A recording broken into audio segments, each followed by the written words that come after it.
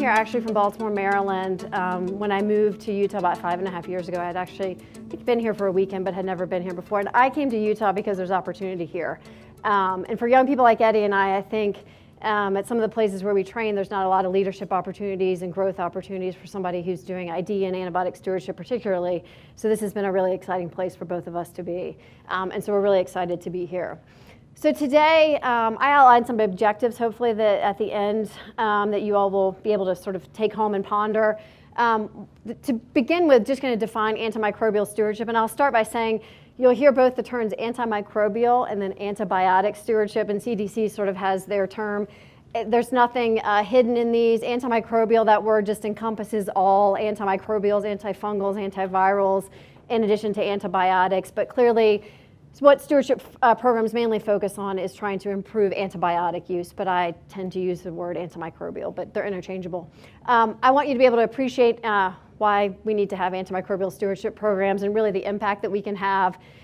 Describe different team members, and I think a lot of us are in this room are going to have to get creative about who the team members are, and I'm going to probably talk to you a little bit about what an ideal stewardship program might look like, and admittedly biased from my experience in academic medical centers, but hopefully, and Eddie has more expertise in this than I do, start to be able to help you guys be creative and troubleshoot in your smaller hospitals as to who your team members can be. And then hopefully just at the end of the day, you'll be able to take home practical tips, and if nothing else, I think again, like Karen said, having the colleagues and mentorship among yourselves in this room, and then being able to reach out to Eddie and I. So what is antimicrobial stewardship? So there are guidelines on this, and I think what antimicrobial stewardship really is better defined, probably in the last 3 or 4 years than it has been in the past. But this is just to provide you a reference. This is an updated guideline. There was a prior guideline that was not as clear, I would say, and as specific on what antimicrobial stewardship is and what a stewardship program should actually do. But this is the guideline that came out last year. And really, stewardship is a multidisciplinary program. I work with pharmacists, my microbiology lab, infection control, quality. So it's a multidisciplinary group of people with our goal is really just to improve patient outcomes by improving antibiotic use. It's not really just about the antibiotic to me and just trying to get people to stop using antibiotics. It's because the antibiotic is in a pathway to potentially causing adverse effects, whether it's resistance in a patient or C. difficile colitis or altering their microbiome. Antibiotics are not benign, and so the whole goal of our program is to improve antibiotic use, which will then subsequently improve patient outcomes. CDC, and I think I saw some of this in front of you guys, has clearly better defined, again, in the last 2 or 3 years, what stewardship is, and I'll refer you to the core elements document, which I think, again, some of you have, and you can find it online. And they have really defined what stewardship is. There's a lot of details in the document, but it really comes down to what they call 7 core elements. And we're going to go through a lot of these things, but really it's having leadership commitment. It sounds like there are a lot of leaders for your hospitals in this room, so hopefully this is an evidence of leadership commitment to stewardship. Having accountability, which is really a single leader, ideally a physician leader, but I'm going to tell you it doesn't have to be a physician leader by any means, but a leader who's accountable for the outcomes of the program and is really dedicated to the program. Drug expertise is a single pharmacist leader. I think the pharmacist in your hospitals are probably far more important than the physician is actually in some ways, because the pharmacist does the day-to-day work, and that's who you guys are going to have available, and there's a lot of pharmacists in this room. So the pharmacist is important. Action is the 4th core element, and action is really just the day-to-day activities and what we are doing in stewardship, and the actions of the activities that we do to improve antibiotic use. Tracking is some method to monitor antibiotic prescribing, and there are some basic ways to do that, and we can help you all troubleshoot at your local facilities. Ideally, if you're tracking something, whether it's a quantity of antibiotic use, it's some sort of measure of quality of antibiotic use, maybe it's your C. diff infections, you should be reporting those to people. It makes you accountable and also shows the impact of your program. And then the 7th core element is education, and that can be fancy or can be not all that fancy, but essentially educating patients and providers about the importance of minimizing unnecessary or improving antibiotic use. So I'd refer you to that document, and at the very end of it is a checklist essentially that you can go through where it gets into details of all of those 7 core elements and examples of different leadership accountability type statements, actions or activities that you can do. At our hospital at the University of Utah, we used that checklist as essentially a gap analysis when we started the stewardship program, or we're trying to get funding for our pharmacists to figure out where we had holes and gaps that we needed to fill. So I think it's good to walk through down the road. Another way to think about what stewardship is, it's really trying with a whole host of mechanisms and different people involved to make sure that the patients who get antibiotics are the right patients, and by that I mean patients who really have infections, and if we're talking about antibiotics, they have bacterial infections for which antibiotics work. Making sure that the right patient gets the right drugs, usually that it's the narrowest spectrum drug or antibiotic that we can use for a particular infection, that it's at the right dose, it's the right route, essentially trying to often use oral antibiotics instead of IV antibiotics when we don't have to because they're expensive and can come with other adverse effects from catheters, and for the right duration. There's an evolving literature more and more in ID about what the appropriate durations of therapy are for many infections, and it's shorter than what most people treat, so really trying to minimize excess antibiotics. I'd say again, sort of what are our goals? Stewardship is really about optimizing, again, patient safety because antibiotics can create a whole lot of situations that are not safe for patients, whether it's C. difficile infection, it's just diarrhea in the hospital or at home and they have to get up and go to the bathroom and fall, adverse events from having catheters for IV antibiotics that they don't need, or other sort of long-term effects of altering the microbiome that we're starting to figure out more and more. This is really a patient safety issue, and so that is the main goal. I really believe and have seen that if you optimize patient safety and outcomes and just do antibiotic stewardship with that as your main focus, you'll save money, you'll decrease costs, you'll decrease length of stay. And resistance, antimicrobial resistance, is a sort of another big picture goal. I don't have it in the forefront of my mind when I'm trying to promote good antibiotic use. I'm really thinking about a particular patient and not wanting them to get C. diff or have liver toxicity or renal toxicity from antibiotics. But I have seen at our VA that we have started to reduce some of our gram-negative antibiotic resistance by reducing broad-spectrum antibiotic use. So that is a bigger public health, big picture goal, is to reduce antibiotic resistance, and that is something that I think will clearly happen if you can reduce antibiotic use, but it's hard to measure, it's hard to prove, and it shouldn't be a sort of the first thing that we're looking to impact at our local institutions. So that's sort of what antibiotic stewardship is, hopefully, gives you a sense. And so let's take a big step back and say, why does antibiotic stewardship, or antimicrobial stewardship exist, and why is this important? There is no doubt that antibiotics have saved countless lives. If you just go back to medical publications or pictures that existed before, essentially sulfa drugs, which were the first drugs, or penicillin came out in the late 1930s, early 1940s, there's no doubt that antibiotics have really revolutionized medicine and saved countless lives and allowed us to pursue aggressive treatments such as stem cell transplants, solid organ transplants, et cetera.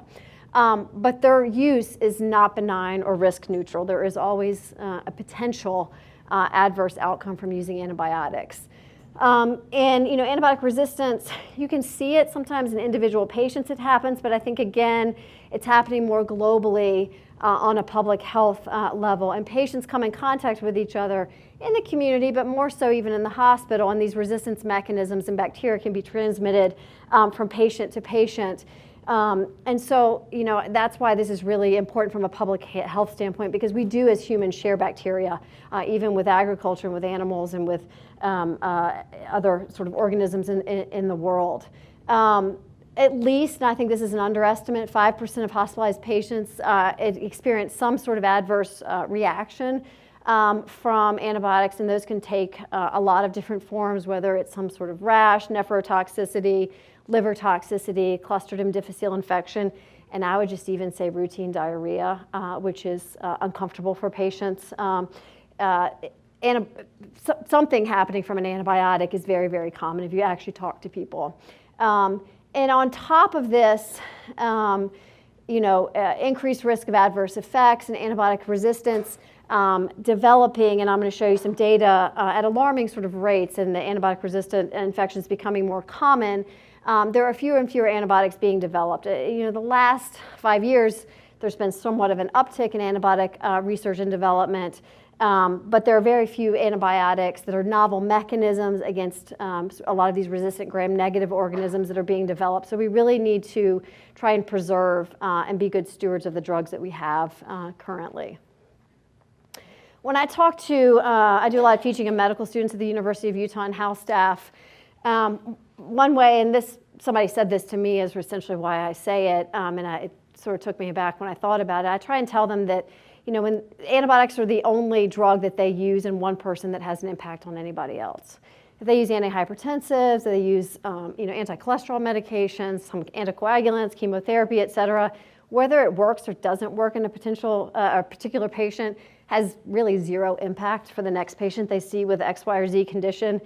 That is not the case at all for antibiotics. Whether we're talking about giving antibiotics to one patient and they get C. difficile infection, and then that can be transmitted to the next person in the room or somebody else that we take care of, or if a particular patient develops antibiotic-resistant E. coli, how we use antibiotics in one person impacts the next patient and really impacts all of us.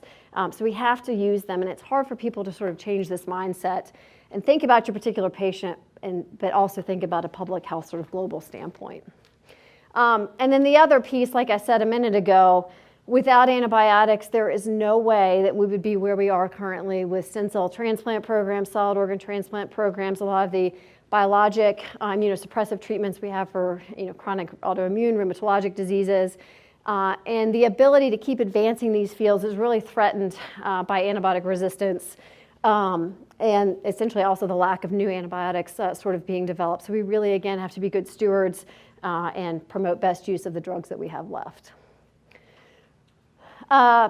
Another piece that always needs to be sort of in our mindset is that all antibiotics fail. Antibiotics, as many of you know, especially the original antibiotics, and then they've been sort of newer drugs developed and chemically modified, but antibiotics come from organisms, bacteria, fungi, in the environment. And so, and there's been multiple studies that have been published looking at the microbiome of, whether it's the permafrost up in the Arctic or in isolated caves. And there's even a newer study that show that antibiotic resistance exists in nature before we even start to introduce clinically human sort of, or even agriculture use of antibiotics. So it's just a matter of time before we see antibiotic resistance once a drug is released to market.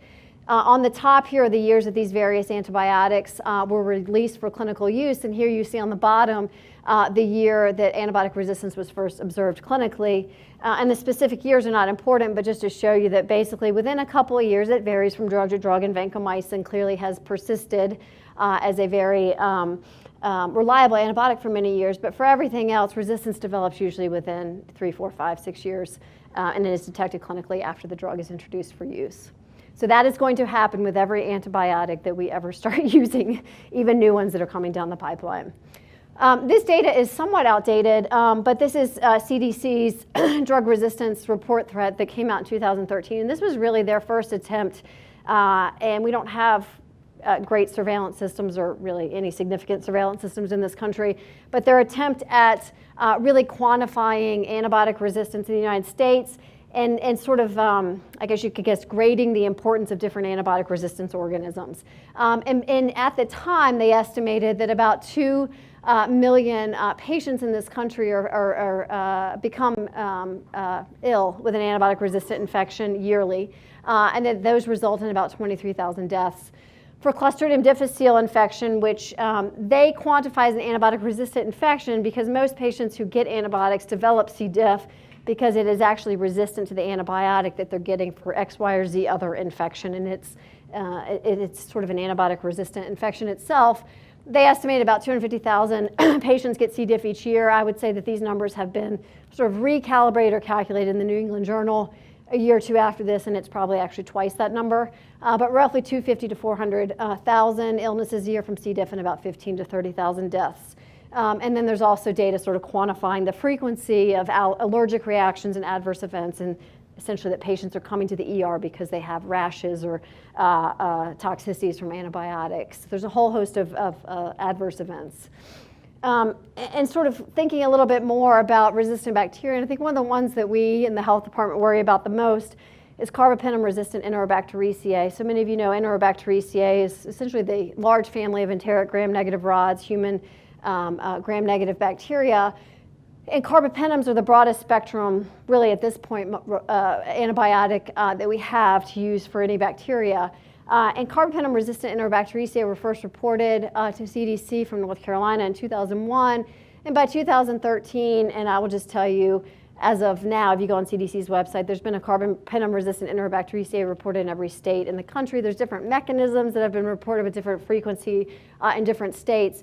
But this rapidly spread essentially across the continental and out of the continental United States as well. And so that paired with this very alarming case from Nevada from last year. I don't know how many of you have heard of this patient. There was a patient who came to Nevada, a 70-year-old woman, August of last year, so last summer, after she had had a prolonged stay in India, had had multiple hospitalizations and orthopedic procedures there for a femur fracture and developed osteomyelitis or infection of her bone. And when she came back, she was admitted to a hospital in Nevada early August, had wound cultures from the infected bone that grew a Klebsiella pneumoniae, so an enteric gram-negative rod that was carbapenem resistant. The mechanism was detected, and it was this particular enzyme. And then, further testing was done at CDC and verified. And essentially, this was a pan-resistant bacteria. And this is the first time in the United States that we've ever seen a patient with a pan-resistant. Essentially, we had nothing that we could treat it with bacteria. And she died in early September. And there's a lot to this story. I mean, she came from India, where there is a lot of antibiotic use and a lot of antibiotic resistance. But it just, so, this was probably an imported resistance mechanism, no doubt. But these people can show up at our hospitals any day from all over the world. And this is the reality that we now live in. And a lot of people have sort of warned about a post-antibiotic era. And this is a patient essentially who is part of the post-antibiotic era for which we have no treatment for her infection. And so these kinds of patients should stay on our mind as what should drive us in a lot of ways to promote good antibiotic use and do antibiotic stewardship. I mentioned before that there's decreasing numbers of antibiotics being developed. I've adapted this over time from a paper from Brad Spellberg. And these are essentially on the x-axis, it's just years, and on the y-axis is number of antibiotics that were FDA approved in these various time periods. And as you can see, I mean, obviously there's a precipitous drop-off from 1983 through about 2012, with a little bit of an uptick in the last 4 years or so. I would point out that this uptick is due to some, let's just say, incentivizing of drug companies and private-public partnerships. But I would also point out that most of the drugs in this this group of 6 here are for resistant gram-positive infections, so MRSA, somewhat for VRE, a class of bacteria for which I think we really still have quite good antibiotics, vancomycin, daptomycin. We don't really need antibiotics for resistant gram-positive infections as much as we do for resistant gram-negative infections. So this is concerning, the drop-off in development of new antibiotics. And if you go back, to that timeline I showed before, for many, many years, 30, 40 years, an antibiotic would become resistant and drug companies would just spit out another one. And they were always sort of keeping up with resistance and developing new antibiotics. But because the drug development process is so incredibly expensive, takes many, many years, there are people like me who say don't use that antibiotic, and patients only take them for a short amount of time as opposed to an antihypertensive or so that you might take your whole life. Drug companies have really gotten out of the drug development process. Gotten out of the antibiotic area and gone on to different types of drugs because it's just not profitable and they cannot recoup their cost.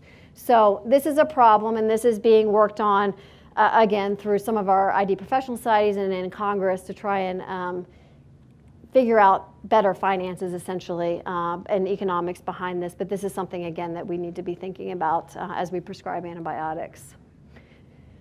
There is a wealth of data just showing that we misuse antibiotics. This is just one particular paper mainly from CDC and some others as well, but essentially using multiple data sources, tried to get at the frequency of antibiotic use for inpatients, so hospitalized patients in this country, what they are used for, and the opportunities for improvement, or another way to say it is maybe the amount of antibiotic use that is inappropriate or unnecessary. And this is based on 2010 data, but almost 60% of inpatients who come to our hospitals for X, Y, or Z reason, by the time they leave, almost 60% will have received an antibiotic of some sort. Those tend to be most commonly for pneumonia, for urinary tract infections, and for sort of empiric or presumptive use or coverage for resistant gram-positive infections, and that's MRSA essentially is what people are trying to, or worried about, or thinking that they need to cover. To think on that note, I sometimes wonder, and I worry about with different crowds that I present to, if talking about antibiotic resistance and the increased rate of antibiotic resistance is kind of counterproductive, and that it makes people, when they see an individual patient, almost overthink that they have a resistant infection and start to think that they need to use broader and broader spectrum antibiotics. And I think that has somewhat happened with MRSA. People have become more knowledgeable about MRSA. Almost they worry about it too much in a lot of situations and worry that their patients have MRSA when they don't. But I think this data shows that a lot of people are using that empiric vancomycin. A lot of antibiotic use in hospitals is broad spectrum, and basically about a third of it, I personally think in many situations, far more than a third of it is completely unnecessary or avoidable. So there's ample room to improve antibiotic use is the point here. And how are people misusing or overusing antibiotics? There's lots of different potential ways. One way is unnecessary antibiotic use. So this can happen in patients and very frequently happens outpatients. One example outpatient is people who have colds, upper respiratory tract infections, for which 99% of those infections are viral, and there's no need for an antibiotic. So that's unnecessary use. There's other examples in hospitals. I see a lot of patients with pancreatitis who are treated with antibiotics, but pancreatitis, 99 times out of 100, it's not an infection. So unnecessary antibiotic use is treating a non-infectious syndrome, and that's really getting at the right patient. We only want to give antibiotics to patients who have bacterial infections. Overly broad spectrum is, again, very common. Most people only use vancomycin or vancomycin for a lot of inpatients, regardless of what you have. And it takes, some experience and some knowledge to know what the right drug is, but that's where folks in this room and Eddie and I can help people really pick narrow spectrum antibiotics. Incorrect dosing and route is another way that antibiotics may be misused. And then I think, again, sort of the first one and the last one are the most common. We prescribe way too long of courses of antibiotics, and partly that's because we don't know for a lot of infections what the shortest effective duration is. But I think there's no doubt for many infections we treat far longer than we really need to. So antibiotic stewardship programs, thinking about what I just showed you about the rates of adverse events, drug-resistant infections, diminishing drug development. Antibiotic stewardship programs in multiple different settings have really been shown to help with a lot of these problems. There's no doubt that we can improve patient outcomes, I think is the way to say it. There's lots of data that antibiotic stewardship programs actually help a single patient with X, Y, or Z infection actually get out of the hospital faster, have lower relapse rates, et cetera. We can reduce C. difficile infection rates, improve patient safety, a lot of different ways that you want to look at it, and save money. This is harder and harder to do nowadays with many antibiotics being generic, but I can help you with some sort of savvy ways to think about quantifying money that you can save. And again, this is a public health imperative, so that's another reason why we have to do antibiotic stewardship. And then I think the sort of elephant in the room is that we are all going to have to do this, and a lot of places already have to do this based on Joint Commission accreditation. And the regulatory or policy sort of pushes for antibiotic stewardship really took an accelerated pace, I would say, about 5 or so years ago, specifically in 2014, 2015, around that time. The Obama administration released an executive order, again urged by really a committee of advisors, scientific advisors within the ID community specifically, but an executive order on combating antibiotic resistance that really outlined in subsequent documents a national action plan, and it contains a whole host of things that really we should be doing in human and health services is trying to get done. But one of those particular things to combat antibiotic resistance is development and requirement of antibiotic stewardships across all of healthcare, whether it's big hospitals, little hospitals, inpatient, outpatient, long-term care facilities, et cetera. On the heels of that, the Joint Commission proposed standards for antimicrobial stewardship hospitals in November 2015, and then finalized that document in 2016. And those of you that are accredited by the Joint Commission hopefully know that as of January 1st of this year, it technically is required and can be surveyed that you are supposed to have an antibiotic stewardship program. There has been a proposed condition of participation from CMS for antibiotic stewardship programs. That rule has not been finalized, and I'm confident it will be. I don't think at the pace that we anticipated before the election last November, but that will be required regardless of your accreditor, I think at some point within the next 2 years. And there already is a final Medicare rule for long-term care facilities that all long-term care facilities are required now to have stewardship programs as a condition of participation or reimbursement. So we really should do this because it's the right thing to do, but there's a lot of things in medicine that we should have done a long time ago because they were the right things to do, but don't really happen, of course, until somebody, there are dollar signs attached to it. So this is the, hopefully you all have seen it, but I put the website on the bottom here. This is Joint Commission's new antimicrobial stewardship standard. Again, it was effective January 1st, 2017, and there's not a whole lot of detail in it. You can look closer at the the draft or the surveyor documents as to specifics, but I'll just tell you it looks exactly pretty much mimics the CDC's core elements and really suggests that you have the 7 core elements to some degree, and it really mirrors that language quite closely. So that was a very fast overview of what antimicrobial stewardship is and why we should have it. I'm going to go into, if anyone has questions, feel free to interrupt me as we go. But I think we have the right people in the room to start talking about, I know some of you have antimicrobial stewardship programs, some of you don't at various sort of stages of development. But I'm just going to go through again, it's not very detailed, but sort of go through the core elements and give you examples of how to implement some of these, examples of leadership statements, et cetera, and just feel free to interrupt me as we go, okay? So ideally, for a stewardship program, who do you need on your team? So again, CDC says there should be an accountability piece and a drug expertise piece. And the accountability piece, they say ideally, is a physician leader to really have accountability for the program. I don't think that is necessarily the case in every hospital, nor can it be the case in every hospital. But really, the role of that person, whatever their sort of letters after their name are, is that they are a leader who is passionate about antimicrobial stewardship, and they're going to take the leadership and the accountability to keep the program moving forward.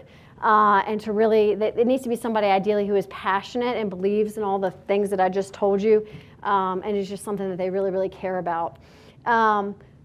I am the medical director of stewardship at our VA and also at the University of Utah Hospital, and I'll tell you, I've been the one who's been the advocate. There was no stewardship happening at either place before I came, and I just really like antibiotic stewardship and believe in these principles. And it probably would not have mattered, to be honest with you, if I was or wasn't an ID physician. It was that I cared and I was persistent. I like building relationships and convincing people about things, I could say. And so I have built and I'm continuing to build, 2 different programs at very different type hospitals. So the leader really has most of the interactions, whether it's with the medical staff, the leadership, pharmacist. I mean, I interact with everybody at all different levels within the hospital. And then I take responsibility for the program. I mean, essentially that is my role. I have a vision for it, and then I sort of, set up every meeting and try and build all those critical relationships.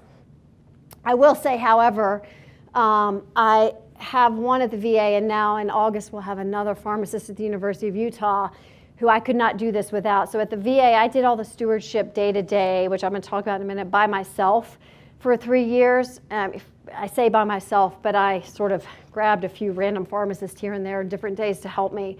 But that was not sustainable. I needed more people, and I needed somebody who had access to pharmacy data and was able to sort of review patients and do the day-to-day work. So the pharmacists, and the pharmacists on my teams are leaders as well. We sort of co-lead this together. But a pharmacist ideally is the one who is doing the day-to-day work of stewardship. And again, I'm talking mainly in bigger hospitals. We're going to have to be creative, more creative in some of the smaller hospitals. But for you all, I would suspect a pharmacist is even more important than the physician pieces, and the pharmacist can be the leader as well. But the pharmacist is on the ground and sort of knows the day-to-day use of antibiotics. Ideally, both these people are trained in infectious diseases, but I sometimes think less and less of that. Again, at the VA, when I developed the stewardship program, I had no ID-trained pharmacists, and our medicine pharmacists, and our surgical pharmacists, a lot of this was talking about pneumonia, urinary tract infections, skin and soft tissue infections, cellulitis. Once I told them about things once or twice, they were able to do all of this very easily, and I probably would have been fine down the road without an ID pharmacist if I could have had just a dedicated person, but they were adding it on to other things that they were doing. But there's also a certain personality, I think, and skill set, and you have to feel comfortable talking to people about things that may be uncomfortable. So that's something to sort of think about. So that's sort of the accountability piece, the drug expertise piece. But again, like I said at the beginning, this is multidisciplinary, and these are a snapshot of all the different groups, and I'm sure I'm missing some that I work with, not all day to day, but really throughout a week or throughout a month, because I need all these people. I need microbiology to help me interpret micro results and think about different tests that we want to do and things that we want to report to providers to help them improve antibiotic use. At my hospital, need folks who can help me with our EHR and with data. I sit on both the Salt Lake City VA and the University of Utah Pharmacy and Therapeutics Committee. Essentially, I kind of admittedly tune half of it out. If there's something about antibiotics, they ask me, should we bring X, Y, or Z antibiotic on? And I'm like, no, we don't need those drugs. So I'm there basically to control the formulary as far as antimicrobials go. And then I am also the hospital epidemiologist at our VA. But even if I wasn't, I sit on this committee, and because the infection control folks and I have similar goals as far as reducing antibiotic-resistant infections. Question? Emily, I just have a question. Since these folks are all from small rural hospitals, Yep. What if they don't have all those people available to them? Right. So, as resources, yeah, right, because many of you don't have microbiology departments, et cetera. So I think, I'm taking sort of a large hospital 50,000-foot view. You may not have all these people, and we're going to talk about as when we get into sort of Eddie's piece and also as a group sort of troubleshooting. I think some of this is easier without all these people, and some of this may be harder. I have a lot of people to please. I have a lot of politics I have to wade through. And I think some of you in this room probably fill multiple hats within these different groups here, and that may actually make some of this a little bit more streamlined and easier. But there are also basic stewardship things you can do without getting very creative and doing whole very fancy things with your microbiology. There are lots of stewardship things you can do without even having electronic health records, and with having paper charts, or having not, I would say, the most robust access to data, or not even being able to, I use my IT folks to develop a lot of order sets and order menus. There are different ways to get at that. And in some ways I suspect, and speaking admittedly from my naivete, that some of this stuff is easier when you have a smaller group of physicians and you have fewer beds than working with a cancer hospital and solid organ transplant physicians, et cetera. So we're going to answer some of these questions, but I think you guys are actually probably better equipped to answer those questions in many senses than I am. And that's probably something we can help each other with as we go forward. So finding the right team members and sort of getting to that question. Again, here are the core elements, and just to point out that the most important piece in the first three pieces are your leadership commitment and your team members. I just want to point out leadership commitment. There's a whole host of ways to probably show this. And I don't want to just say check the boxes on regulatory surveys, but show this. I think one is this meeting right here for the leaders in the room, is showing that there's leadership commitment to stewardship. I have examples, and I've shared them with some of the folks in the room, and I'm happy to send them around, and you all can copy and plagiarize away. I have stewardship policies at both the Salt Lake City VA and the University of Utah, and essentially I run those up the appropriate leadership sort of committees to get stamps of approval. I mean, I sell them and people really believe in them when I'm done with them, but essentially this would also fulfill a sort of leadership commitment. And really what these policies are doing, and I'm explaining to people when I present them, is going through, and I have little paragraphs in there about the background, the purpose, why do we need antimicrobial stewardship, what am I going to do, and this sort of the scope so that folks know that I'm going to work on inpatients, outpatients. I give them a sense of who the team members are. No one's named by name in there in case we change staffing, but essentially what our responsibilities are, what our scope is, the various types of actions or reviews of antibiotics that we might do. And then the accountability piece, I've built in reporting into all of my policies, which really says we're going to report to Pharmacy and Therapeutics Committee. And again, you guys may not need to do it with this frequency, quarterly. And these are the X, Y, or Z things that we're going to report: antibiotic use and the number of interventions or something that we're doing. Or I'm going to present to the Clinical Executive Board and Infection Control Committee. It makes me accountable and it keeps us thinking ahead. Okay, what's the next thing that we need to report? And we need to tell people what our antibiotic use data sort of looks like and give them an update. So I'm happy to share any of these things with anyone because I didn't actually originally draft them all myself. I copied them from other folks as well. The other thing that I think can serve as a sort of leadership statement, and this document has been really, really helpful. I had a pharmacist I hired about a year ago at the Salt Lake City VA, and he came with this antibiotic stewardship strategic planning document, and you don't need to see the details again, I can send it out. It has been really, really helpful for me to sort of think, not only at the VA, but at the U, sort of, okay, what's our 6 months goals? What's our 9-month goals? Where are we going in a year? Where are we going in 3 years? And I've shared this kind of document with pharmacy leadership, with medical leadership, quality, and this helps people get it. They look at this even more than a policy would, and they said, okay, so these are what she says is the focus. These are her core values.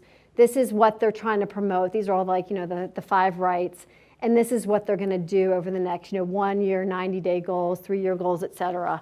So it's helped to show people, but also to get myself organized. And I'm happy to sort of share these. To get to your question, and Eddie was involved with this work, the National Quality Forum, I guess this was last year, released Antibiotic Stewardship in Acute Care, a practical playbook. And Eddie can speak obviously more to this than I can, but I think there was probably a lot of discussion that went into this document of folks like you all in this room in critical access hospitals, small hospitals, rural community hospitals.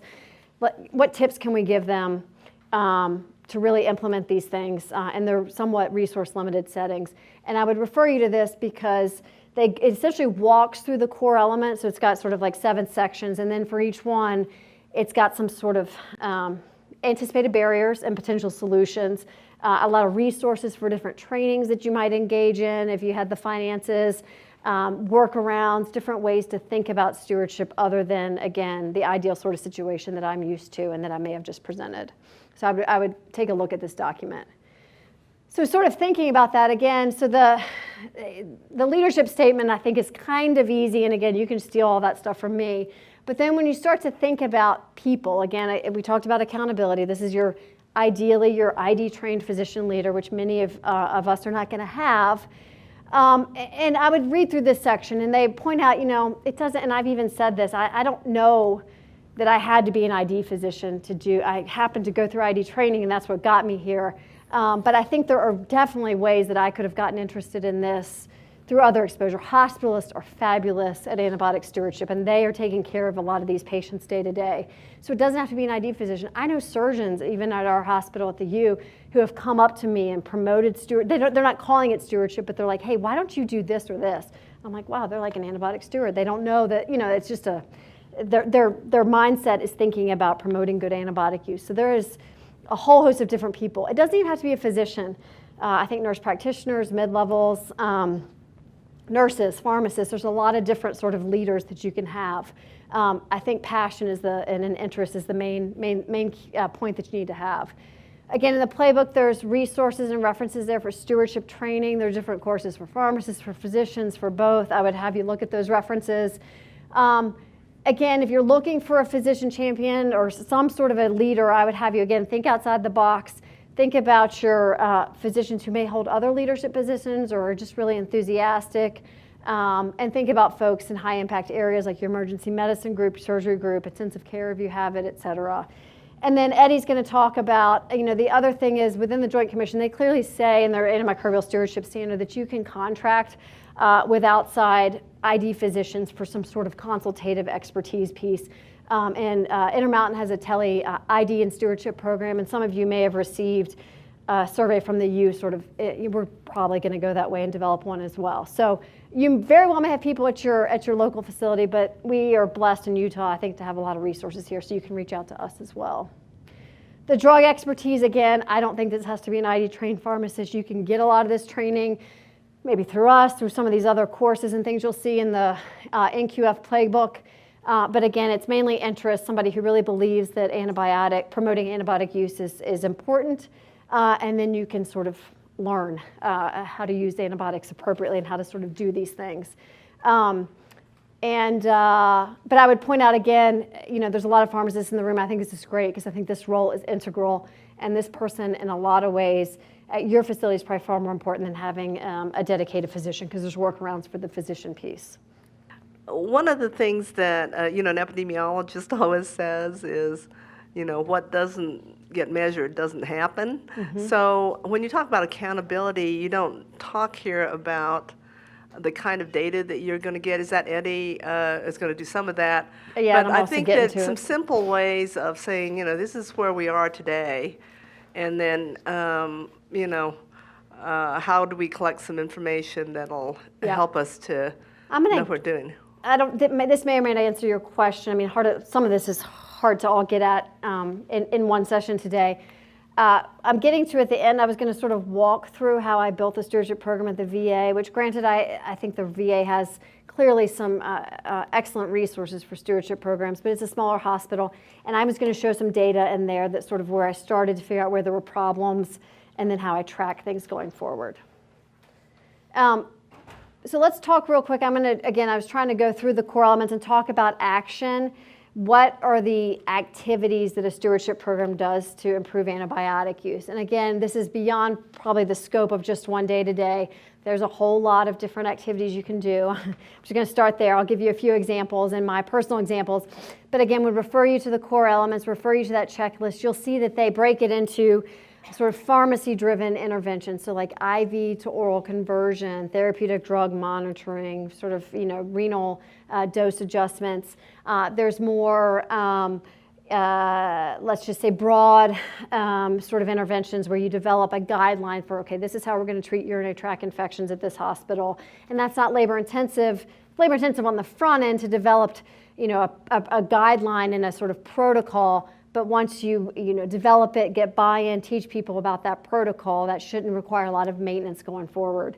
But again, in big hospitals and places that have large stewardship program, the bulk of activity is really focused on these two sort of side things here: prospective audit and feedback, and formulary restriction and pre-authorization. And those are fancy ways of saying that with pre-prescription approval, this is essentially restricting drugs. If you guys have ever had anything that's restricted at your hospital, where essentially it's required to call the stewardship program or call a pharmacist or someone to get approval to use that drug before it's dispensed from the pharmacy.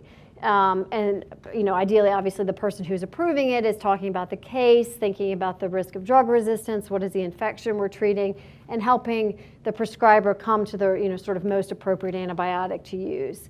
And then prospective audit and feedback is doing what I just call antibiotic reviews. We do it at the VA pretty much every day. My pharmacist prints out a list of broad spectrum antibiotics that we're interested in reviewing. We look at the charts, we sort of go through the case, we walk around, talk to the teams, and make suggestions. Every person doesn't need vancomycin. Maybe we can give this person with cellulitis Ansef instead of giving them Zosyn because it's caused by strep, things like that. These things potentially are a lot of work. However, again, I would take your lead on this. Depending on the size of your hospital, the number of patients every day that are on antibiotics, this actually could take very little time potentially, depending on sort of the volume that you have. And the types of patients, I suspect you guys are seeing a lot of patients with maybe skin and soft tissue infections, maybe some trauma-related soft tissue infections, pneumonia, and UTIs. And once you get sort of educated in these syndromes, this could be fairly quick, a lot of those antibiotic reviews. Formulary restriction is one other thing, and I referred to being on the Pharmacy and Therapeutics Committee. Like for instance, dalbavancin or riodavancin, some of these long-acting, once-a-week anti-MRSA drugs, I think they have zero role in our hospital. I've basically sat on P&T to kind of keep these things out of the hospital because they're very expensive and patients can get oral antibiotics for those infections. So you can control the formulary by going to a committee a lot of times and sort of being the guidance on what antibiotics we should and shouldn't have on formulary. These other two things are really day-to-day, and you can tailor it. Like I don't do antibiotic reviews on the weekend, and I'm not doing them today because I'm here. So you can do it once a week, twice a week, 7 days a week, sort of whatever fits your needs. If you're going to restrict something, it's got to be a little bit more tightly mapped out so that people know what to do overnight, et cetera. So again, the actions, there's a whole lot of different stewardship actions you can do, and I'm happy to talk to people offline. I just don't want to spend too much time on that today. What I was going to walk you through was essentially, I've lost track of time. I think it was 2013 when I started at the Salt Lake VA. And again, I did this by myself from the beginning. So I was just going to like walk you through what I did over time. And I'm still working on this. This has been a slow process. But as a frame of reference, we're a fairly small VA. It's 122 beds. I think technically, if you take away the mental health and psych beds, it's about 100 beds, and our daily census is about 85, so it's fairly small. One of the sort of first things I did, and I say hospital A because I use this for a different talk, but one of the first things I did, again, was try and get on this Pharmacy and Therapeutics Committee, so I understood what the drugs that we stocked were, what was on our formulary, and I met with the head of pharmacy, and I went through and tried to essentially say we need to streamline the antibiotics we have available because when you have too many things, people start to do crazy things and not understand how to prescribe them.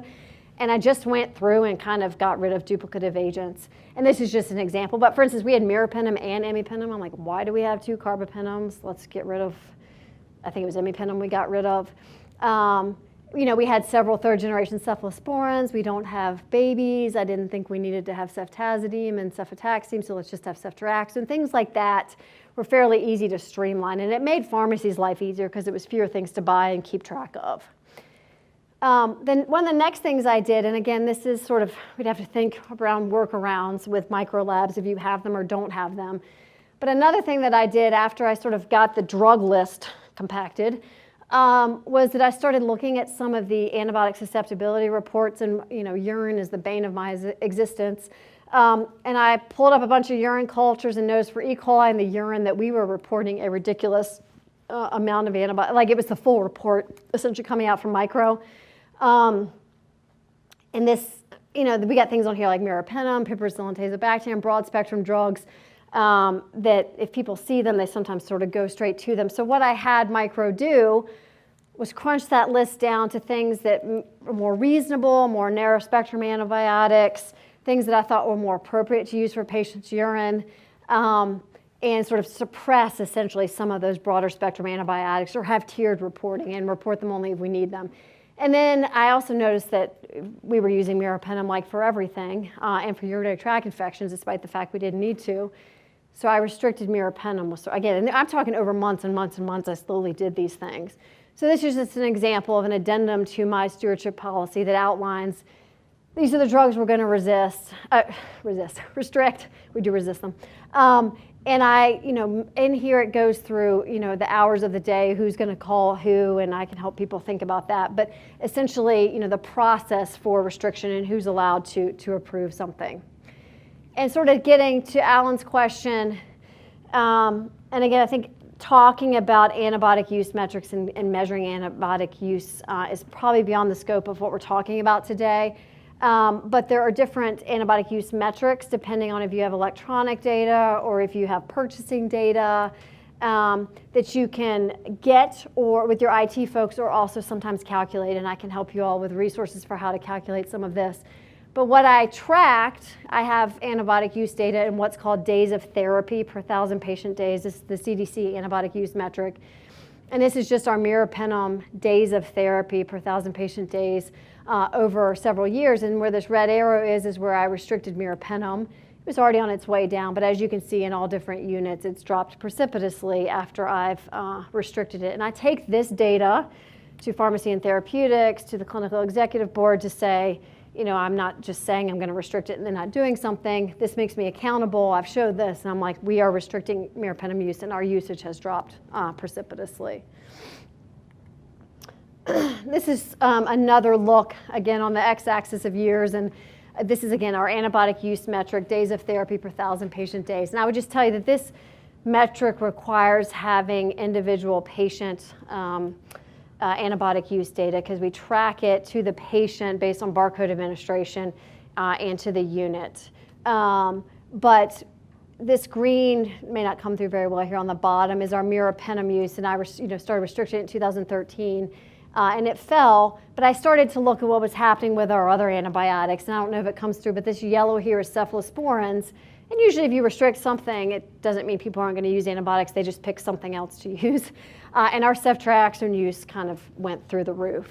So again, I'm talking over multiple years, so this wasn't quick. The next thing I did was say, okay, now I've restricted these antibiotics. I had residents and random people helping me sort of with the restrictions, but now we're going to start doing antibiotic reviews, and I still didn't have a pharmacist. And what I did for this was outline a process, again, for what drugs we're going to review, what days of the week we're going to review them roughly. And I went and talked to pharmacists all over the hospital and sort of gave them a pitch about stewardship and said, is this something you might be interested in? Do you want to help me with this? I will teach you. I'll need you to sort of weed through the list every day by X, Y, and Z criteria and tell me these are the patients that need to be reviewed, and then we'll sit down together and talk about them. And then over time, you can probably start doing this on your own. And I taught medicine pharmacists, not ID-trained physicians, how to review some, again, these very basic things like pneumonia, urinary tract infections, and skin and soft tissue infections. And so, we started reviewing. These are the antibiotics up here that we review.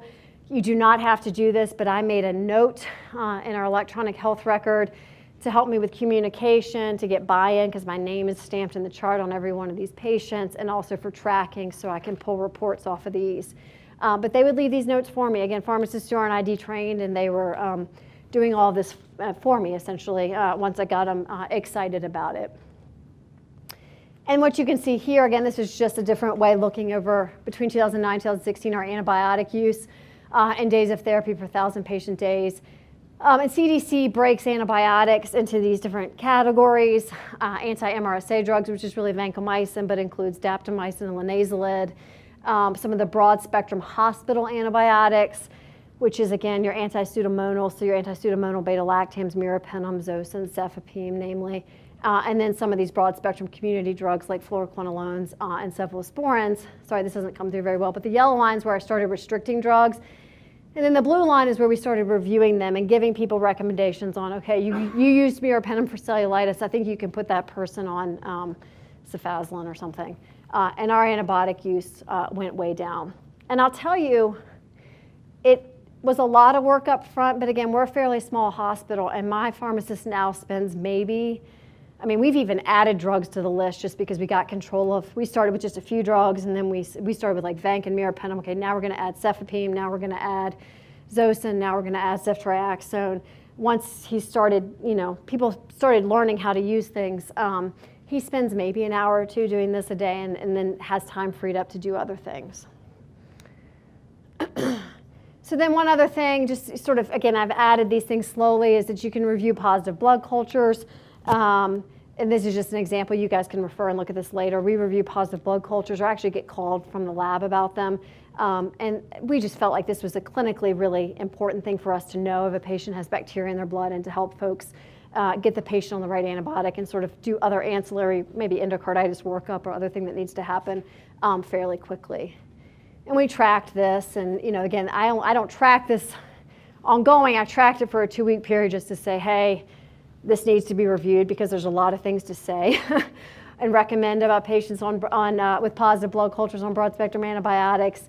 And then again, for a 2-week period, we tracked our acceptance rate, just again, going back through the charts, and pretty much everyone was doing what we said. So, I think it's an important thing to be doing. And I track this again to show folks it's important, but also sometimes to leverage more support for the pharmacist, whether it's in time or money, because this takes time to do this work. So this is just, again, the timeline of what we've done. Again, this has been now a 4-year process, and this was not fast. And that's the point I want to make to you all, that we started really small, and it was like, okay, we're going to restrict these 3 drugs. And then we said, okay, what is it? So that was early 2013, and then it wasn't until 2015 that I started doing antibiotic reviews. Again, so after it had already been prescribed, saying at 48 hours I'm going to start to review cefepime-rosocin. I did this very, very slowly. The first thing I did was develop a policy, and then it wasn't again for probably 4 or 5 months that I really then started restricting drugs. The blood culture review I actually did in November 2014, and then it was almost 6 months later that we started doing antibiotic reviews.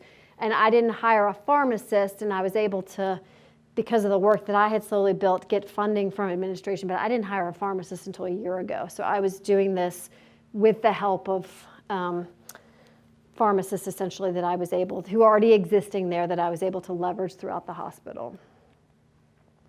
And then, just now that we have a pharmacist that we've hired, the sort of next thing we're going to is developing some facility-specific treatment guidelines.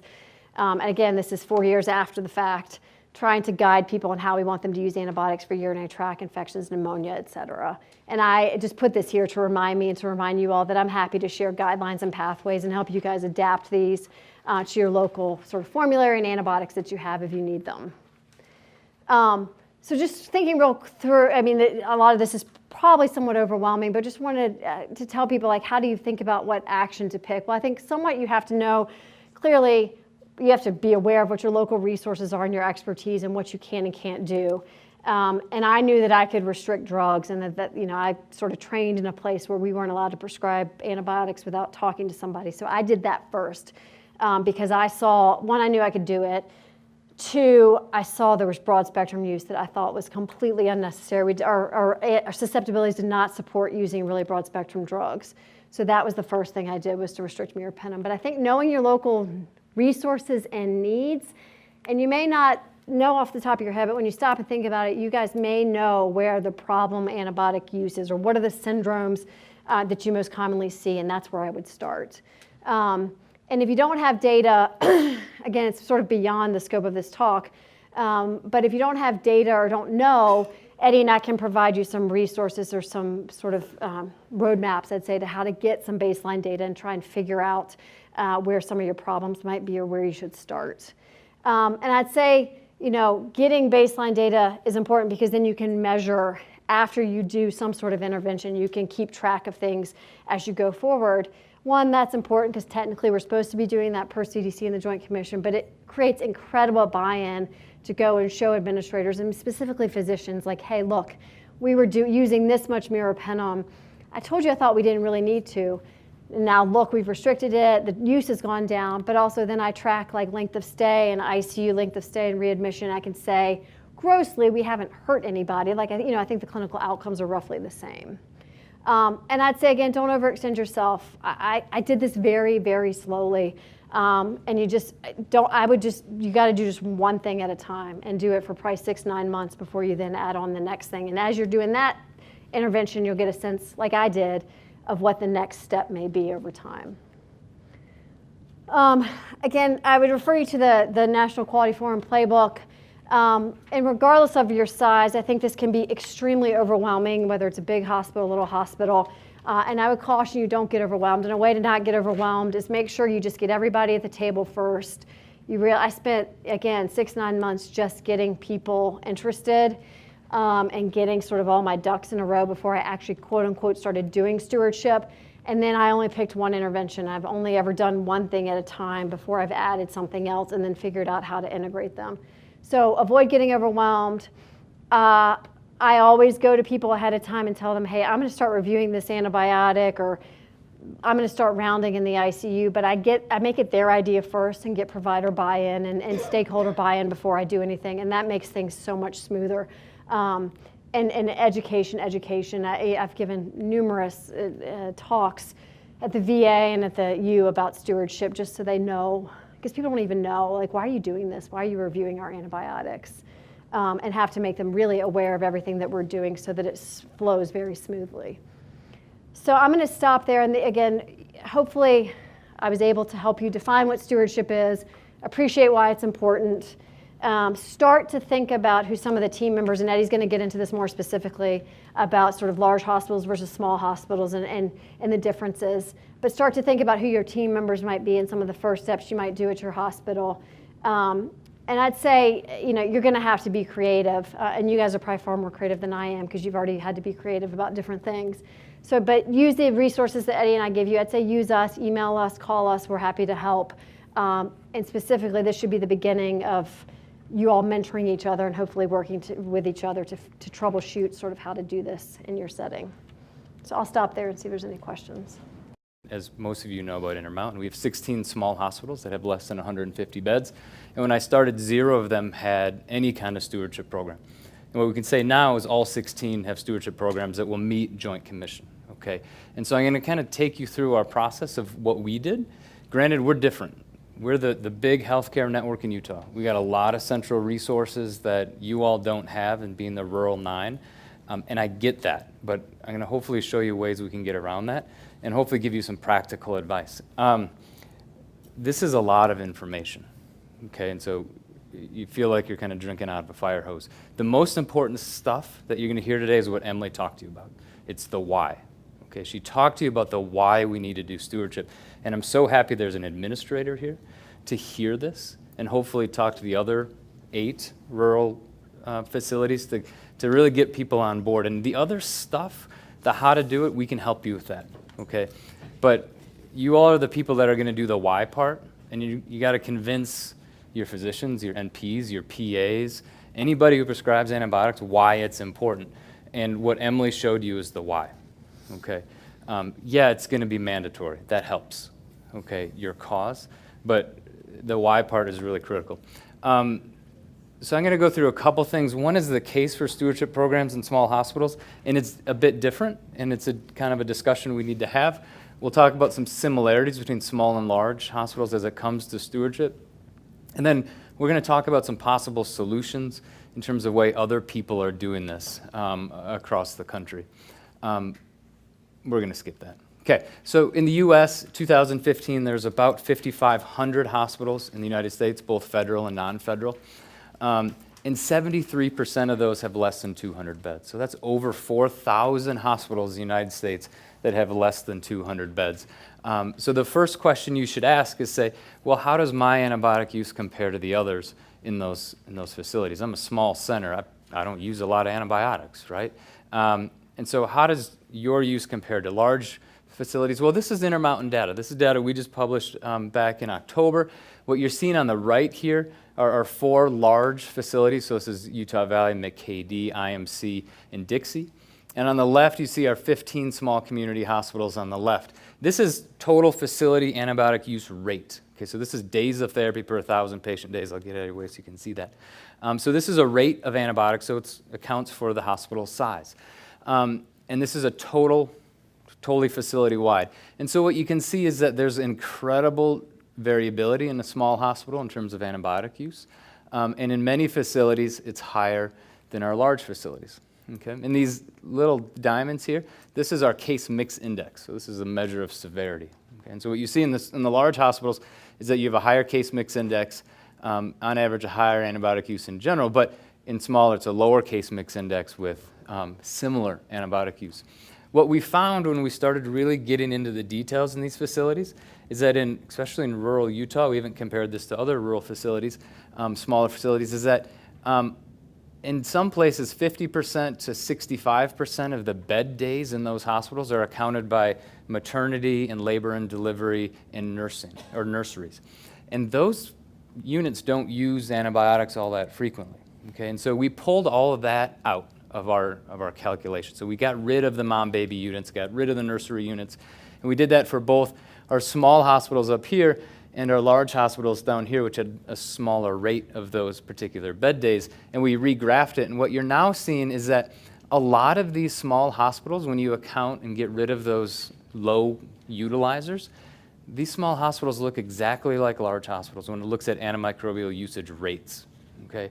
And this has been shown on multiple studies now, one nationally through the CDC, that the antibiotic use rates in small hospitals is the same as large, okay? You just use less of them because you have fewer patients, right? But the rate is the same. My hypothesis was, well, maybe we don't use the same antibiotics. Maybe you're using narrower spectrum antibiotics. And so we categorize antibiotics, and this isn't for you to really digest, but just know category 4 and 5, the way we categorize these are broad spectrum agents. These are agents that you treat resistant gram-negatives, resistant gram-positives. And when we looked at what proportion of use is in those broad spectrum categories, it's the same. Okay, large versus small. The bottom here is the big category 4, 5, big gun antibiotics. Same thing over in the large.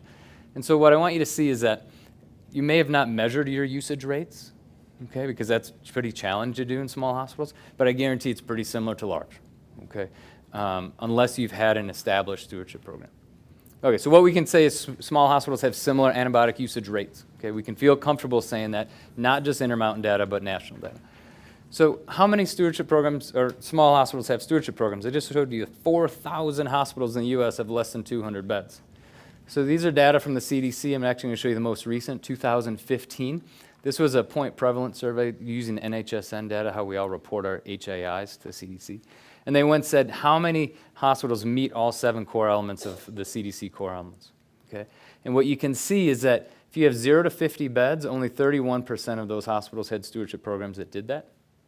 51 to 200 beds, 49%. Here's critical access hospitals. 26% of hospitals that were critical access status had a stewardship program that met CDC's core elements. Okay, so there's 4,000 hospitals that have less than 200 beds. You multiply that by these, we're talking over 2,000 hospitals that have to establish stewardship programs in anticipation of regulation. So we've got a ways to go. And so I applaud you for being here. You're on the cusp of moving forward, and most states aren't there. Okay, and so you're well ahead of the game. So I'd say most hospitals that are small don't have stewardship programs, and vast majority don't have ID clinicians. You guys don't have an ID doc that comes to your hospital. You don't have an ID pharmacist, and you're not going to get one. I'm sorry, there's not enough work to hire an ID physician, let alone enough doctors to do that. So what about regulations? I'm going to go through this. Emily already talked about it. Joint Commission has well-established now regulations. Are any of you Joint Commission accredited? I wouldn't think as a critical access hospital you would. Okay. So CMS regulations were moving. They had the language done. They were going through the right people. The public comment period had ended. They'd gone and responded to it, and then the election happened. And because of the election happened, this was bundled with a number of other conditions of participation that caused this to get stalled out. Okay? And so, to be completely frank with you, we don't know where this is. When we talk to the CMS medical director, when we talk to the CDC, this is coming. Okay? In what form this comes, we don't know. Okay? But most likely this is going to be pulled back out, go back to public comment, and then back into as a condition of participation by itself. But we haven't had a lot of word from the administration in terms of how supportive they are in terms of multi-drug resistant organisms, period. Okay? But it's coming. And like Emily said, it's probably a year or two out, realistically. They tried to push this through before the administration came, before the election happened, and it didn't happen. Okay? But it's going to be there.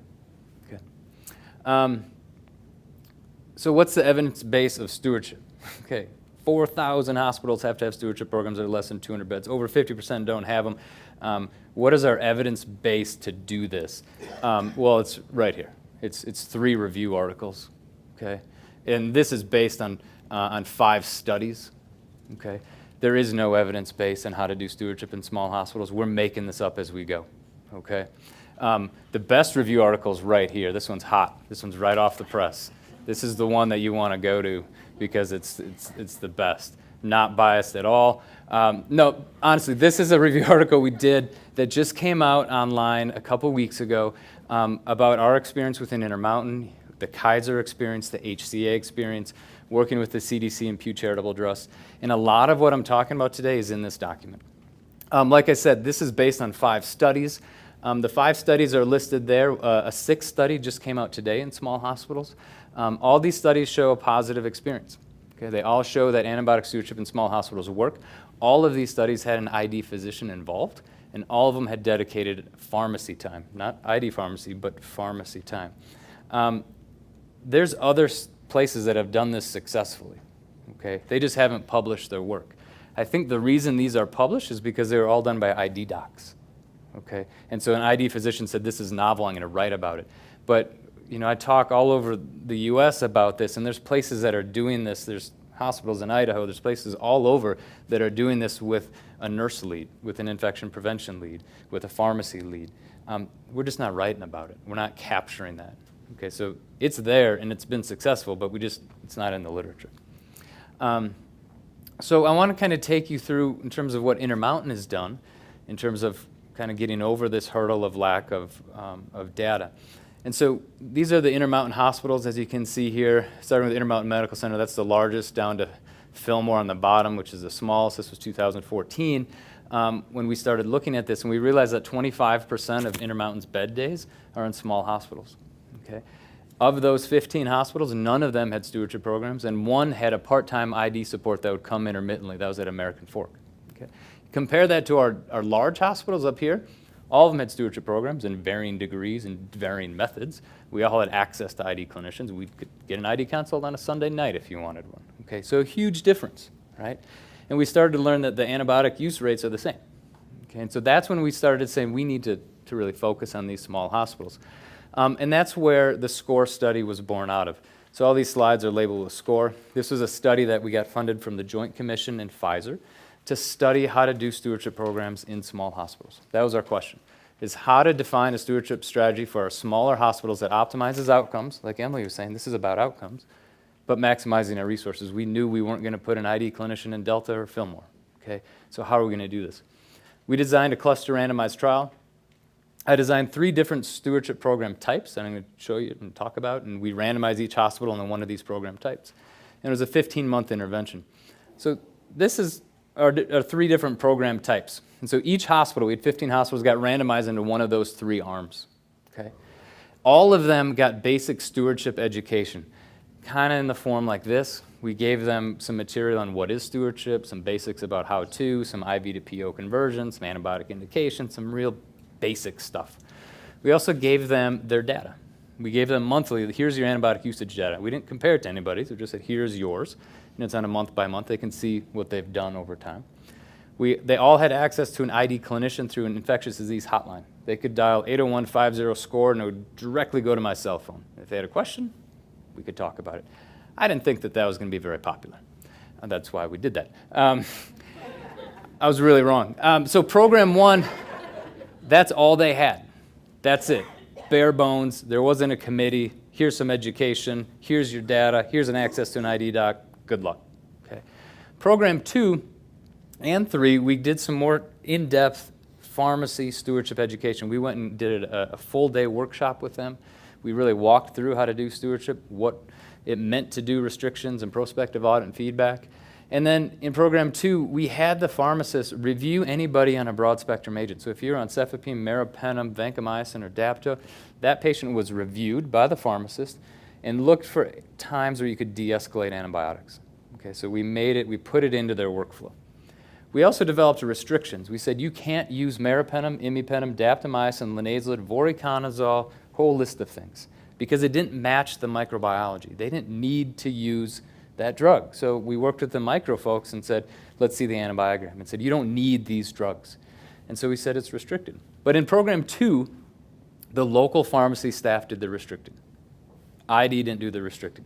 It was the local pharmacy staff. We really wanted to see how well this worked because the relationships in small hospitals is different than the relationship in large hospitals. And so is that pharmacist comfortable telling that doctor no? Okay. Now in program 3, we did the education. The pharmacist reviewed more drugs. went down to ceftriaxone, fluoroquinolones, those types of things. We held control of the restriction. So if you wanted meropenem, you had to call our ID pharmacist, and that person could dispense the drug. And then I reviewed all positive blood cultures, all positive cultures for multi-drug-resistant organisms, all cases of C. diff, all cases of meningitis, and I called the provider and talked to them about potential management strategies. So what I'm going to show you is our primary analysis is change in antibiotic use, and we're going to talk about measurement shortly, but the change in antibiotic use is something called days of therapy per 1,000 patient days. And so if I give Rosemary 2 antibiotics for 2 days, if I gave her Vanc and Marrow for 2 days, that's 4 days of therapy. Okay?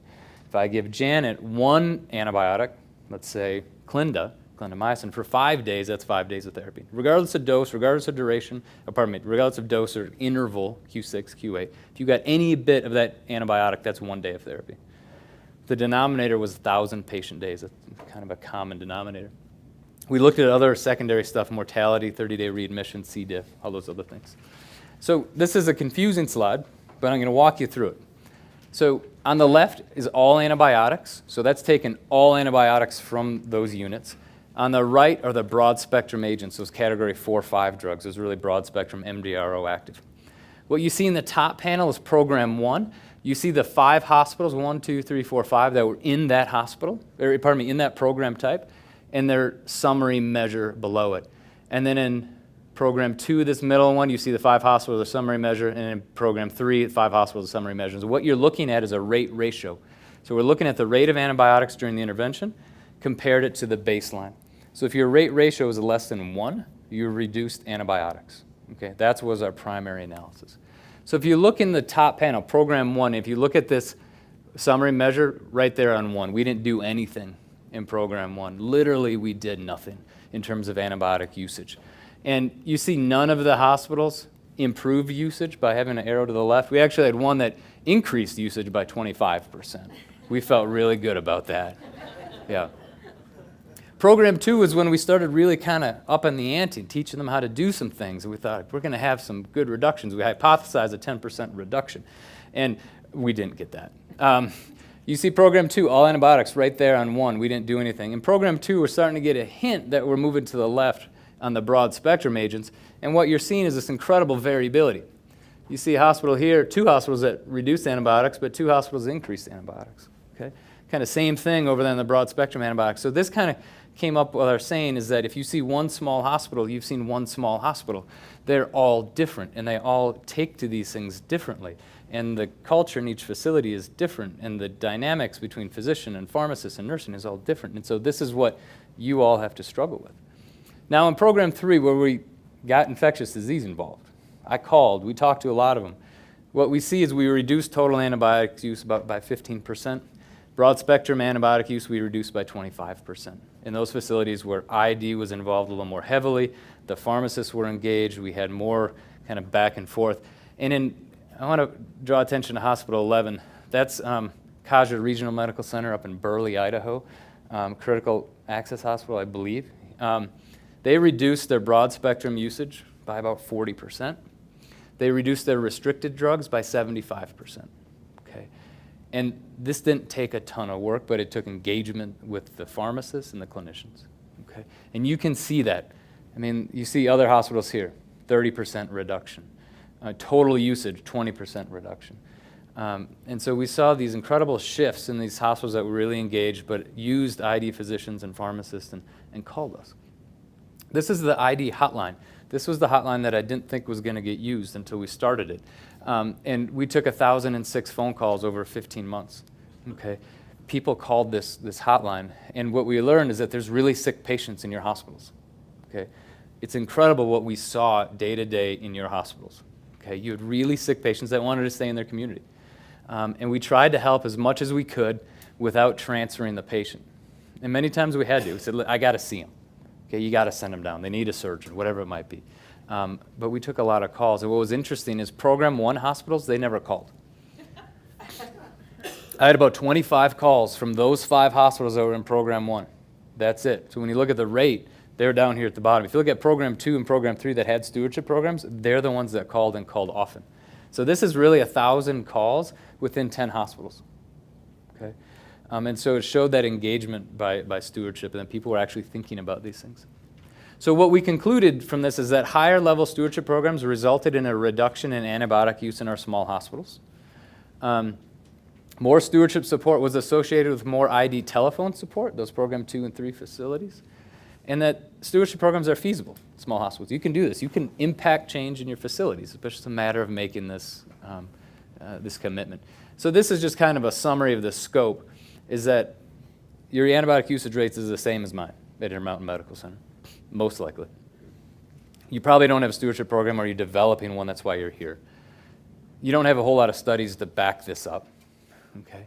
But you're all going to have it, okay? And you all need to have it because of all the things that Emily said about resistance and the fact that drug resistance is something that we all share, okay? This isn't a hypothetical thing. This is what impacts us, not our hospitals. It impacts literally us, okay? So, you know, before I was finishing my residency, I actually had an intra-abdominal abscess due to multi-drug resistant organism. I had to be on a PICC line, okay, for 3 weeks of IV antibiotics. There wasn't an oral drug available to treat me. I'd like to say that was the reason I went into ID, but that wasn't the case at all. It just happened to be that. But it's not just, it's going to affect our patient, it affects us. And it affects the rural communities as much as it affects the larger hospitals in Salt Lake. So I'm going to kind of take you through kind of what we've learned. This is Intermountain Medical Center, our flagship facility. We're growing, building new buildings. And then down here, this is a small little hospital up in Tremonton. And how do we take what we've learned from Intermountain Medical Center down to these small hospitals, and how do we bring that to you all that are not part of our network? So we're going to go through some similarities and differences. I'm going to tell you right now, these are gross generalizations. I apologize, but they are. Things are probably maybe different at your facility, but this is what we've learned over the past 3-4 years. We're going to talk about constructing a team, patients and infections, drug resistance, and lab, and it'd be interesting to hear from the micro folks. Data collection to get at what Alan was talking about, and to get in some of the cost issues, because the cost kind of discussion is very different in a small hospital compared to a large hospital. Okay, so when you're constructing a team, those lists are the same essentially, except the bottom one is that a local leader is essential. You need to have a multidisciplinary team. Is that engagement is critical and is often very challenging. Staff capacity is limited, whether it's small or large. In small, it's usually the same 10 people that are doing everything. In large, you just have more of them, but they're all still really busy. ID physicians are rare and small versus they're really pretty common in large. Okay, that's the big difference. So what can you do? So if possible, you can designate a physician. Okay, that doesn't come easy. And so in our 16 facilities that now have stewardship program, we've required it, that they have to have a physician leader. We're a little different that we can do that. They're all salaried docs. We can make that happen. Okay. But that's probably not going to be the case in your facility, okay? But if you have a physician that is interested in this, engage them. Bring them to the table and make it easy for them, okay? They're busy, just like we are, but if you can engage them, great, okay? But that's really challenging. We don't see that very often, to have a really engaged physician, unless Jeff incentivizes it. Unless Jeff says, I'm going to pay part of your salary, okay? But if you don't, it'll be a tough sell. So what do? What we see most often is the pharmacist leads this. Okay? Typically, it's the pharmacist that leads this, and this is where we see most of this action coming from. I haven't really seen a pharmacy tech lead it. I'd be really interested in that. But typically in smaller facilities, it's the pharmacist.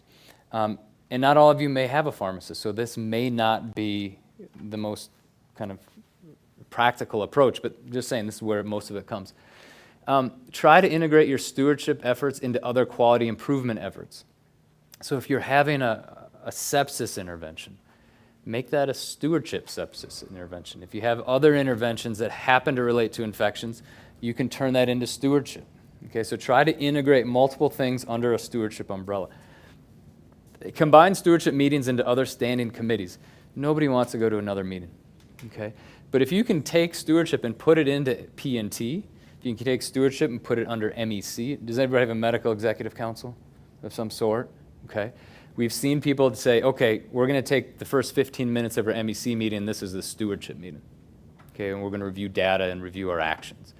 Move it into P&T. Maybe you have a little different leadership structure, but if you can make it so it's not a separate meeting, you're going to get more engagement. People are going to show up, especially if you give them food. Engage administration early. This is so critical, and this is the part of the job of the why, is that if you can get in administration to understand why we need to do this in terms of drug resistance and safety and outcomes and all those things, it goes a lot easier, okay? Because they can make these things happen. So engage them early on. Get trained. There's lots of resources that we can talk about, especially if you're the pharmacist. You don't need to go to ID fellowship. You don't need to be an ID pharmacist to do this. Okay, there's lots of resources out there to get trained and make yourself an expert. We're going to talk about really the 3 areas to make yourself an expert in. Evaluate teleservices or other hospital collaboratives if needed. Colorado has a state-based hospital collaboration. Look at other teleservices if that's the way you want to go, and we're going to talk about different options, but evaluate those sources. If possible, ID clinicians should be actively involved. You saw from our data that if you involved ID clinicians, we moved the needle. Okay? I'm not saying it's going to be practical in everybody's position, but if you can and think creative ways to do this, I would involve them. Okay. So patients and infections. So this one's pretty straightforward. Small hospitals have really sick patients. Okay, period. There's plenty of calls I took about really old people with infected joints, with bad hearts, and end-stage renal disease. But in general, small hospitals versus large hospitals, small hospitals have less complex patients because in critical access hospitals, if you get one, you need to ship them out, a 48-hour rule, all those things. Okay, so in general, they're less complex, and you see more of pneumonia, UTI, and skin infection. That's what those 3 abbreviations, community-acquired pneumonia, UTI, and acute bacterial skin and skin structure infections. That's what those 3 are. If you can focus on those 3, most of your work is going to be done. Okay, so if you can be an expert, I'm looking at the pharmacists in the room, the IPs in the room, if you can be an expert in community-acquired pneumonia, UTI, pyelo, and skin infections, and if you do surge, does anybody operate? Is there any ORs? Okay, and if you can throw in antibiotic prophylaxis for surgery, you're going to cover about 70% of your prescribing. Okay, so don't try to get hung up too much on the details, but if you can focus on those core syndromes, you're going to cover the majority of the patients that you see in your facilities when it comes to antibiotic prescribing. Okay, so that's the part where I just want to say, simplify this, focus on those syndromes. And like Emily said, it generally takes less time to review patients. When we talk to our facilities and you ask them, they're now up and running, this is kind of routine, how much time do you spend per day? It's maybe 20 minutes. Okay, so if you're a critical access hospital, if you have 25 beds, and maybe you're running at 50% occupancy, 40, whatever, 60 it might be, you're maybe down to 12 patients in your hospital. And if you look at national data, 50% of them are going to be on antibiotics, so now you're down to 6 patients. And if you look at those 6 patients, most of them are going to fit into that. So once you get comfortable with pneumonia, UTI, and skin infection, and you develop your algorithms for that, you can breeze through those 6 patients and make sure that the care is appropriate pretty quickly. But it's that investment up front to say, what do I need to do to get there? Okay, so if you can focus on those. Make care process models, algorithms for the core infections. Can't emphasize that enough. Emily hinted or talked about her UTI algorithm. This is where you need to spend your time. Okay, it's looking at your micro, talking to me, talking to Emily, what do our algorithms look like? Copying them, I don't care. But get algorithms for your facilities for these 3 things, because not only does it kind of streamline and take out variation in care, you can also measure against this, which we're going to talk about. Okay, drug resistance and lab limitations. Does anybody have an on-site micro lab? You all do. Does anybody else? Everybody else sends their stuff out, I'm assuming? Okay. So in small hospitals compared to large, generally in small hospitals you have decreased resistance. Okay, that was the whole point when we restricted drugs, is that they very rarely saw Pseudomonas or extended spectrum beta-lactamase producing E. coli. They didn't need to use meropenem for that. They don't see vancomycin-resistant enterococcus. Okay? So if you don't see those organisms, you don't need those drugs that target those. And so understand what your resistance looks like. Many of the smaller facilities have off-site microlabs, so you're dealing with longer turnaround times. You generally don't have rapid diagnostic tests, which really emphasizes the fact that you need to have good empiric regimens up front that aren't really broad, because it's really easy to start something broad and then the physicians say, listen, they're getting better, I don't want to change anything until the cultures are back, and you're talking 48, 72 hours later, and then they're negative, and what do you do? Okay, so really critical. When you're developing antibiograms, you don't have a lot of isolates to get a whole lot of data. And so that's a big limitation to understand for your clinicians. what's their resistance look like? It's hard for them to know. You know, if they see one case of a drug resistance and they're just going to anchor on that, then you've changed their prescribing pattern. And so how do you get that data? And could you work regionally? You know, can you work with ARUP? Can you work with LabCorp, whoever you send your micro to pull out an antibiogram? Okay. Can the 9 of you potentially work together to develop a rural 9 antibiogram?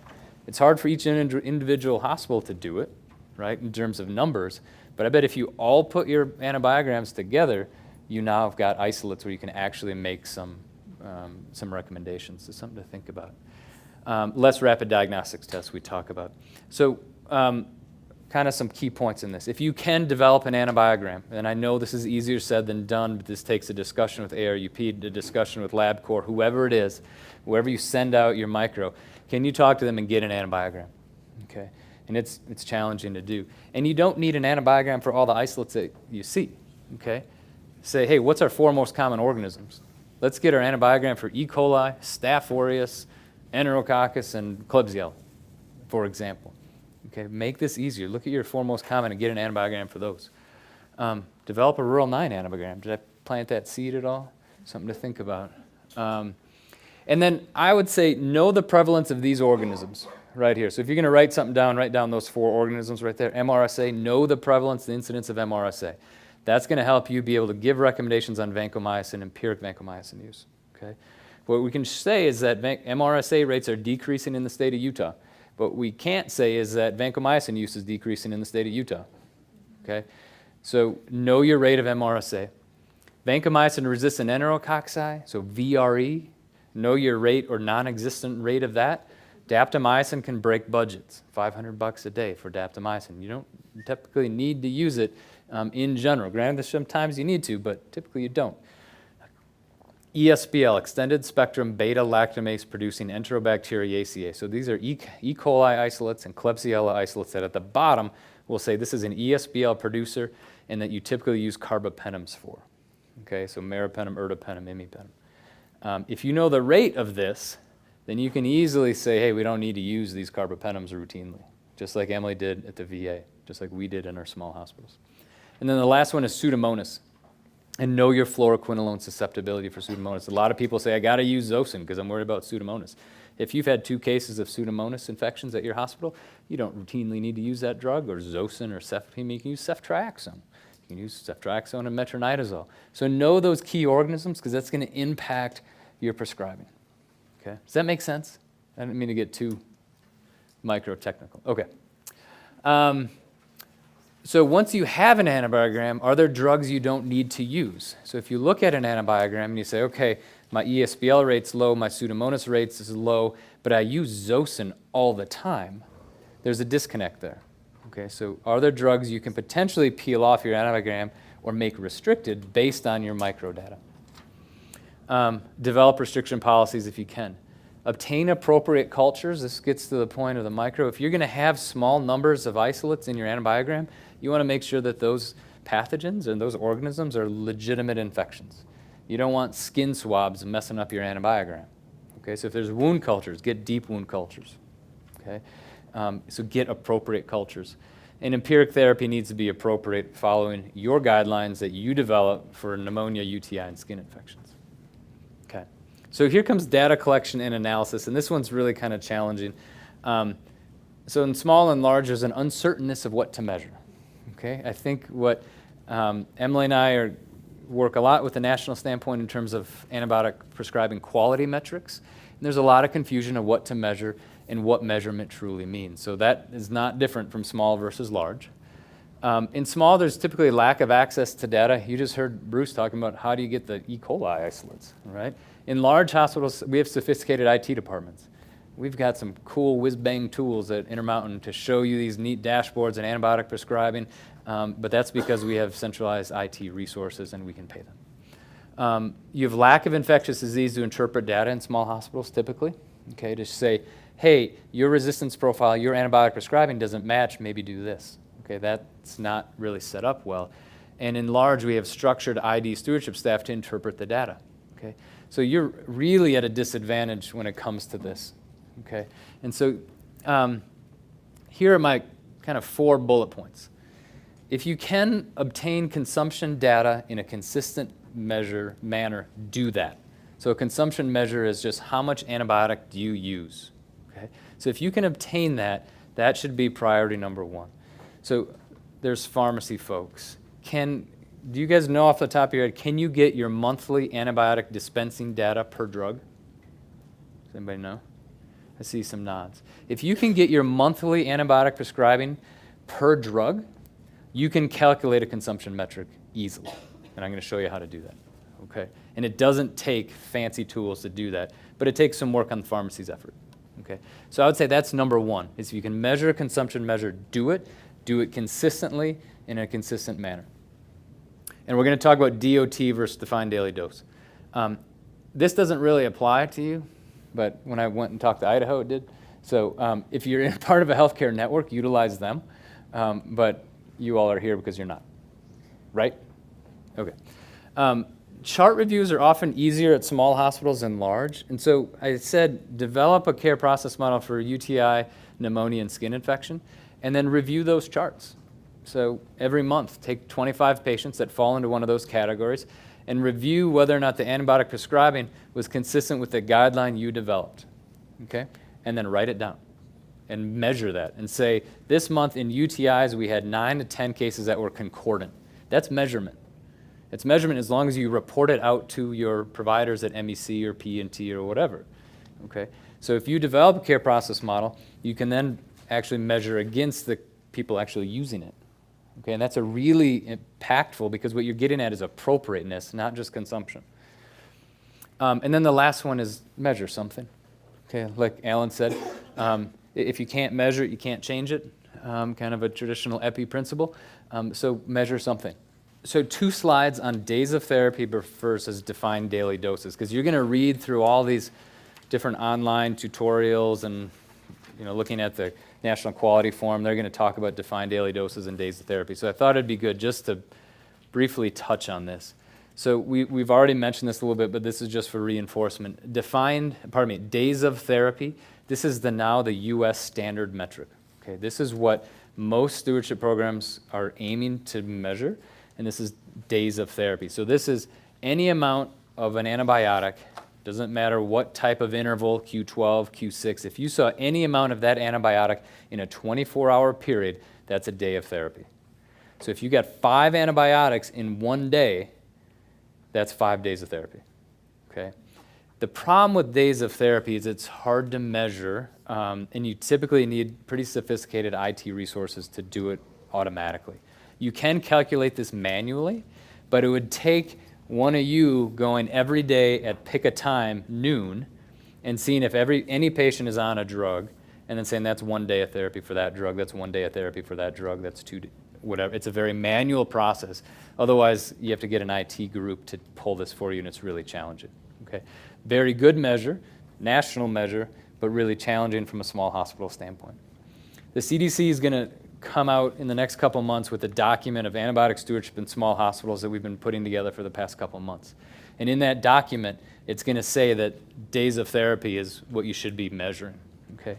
I can tell you right now that that's really, really challenging, okay? The CDC is also the one that has this national measure set up in the NHSN AU data, okay? So it'd be great if all of you could submit data to that, but it's just not realistic. A lot of these hospitals also are connected with long-term care or swing beds.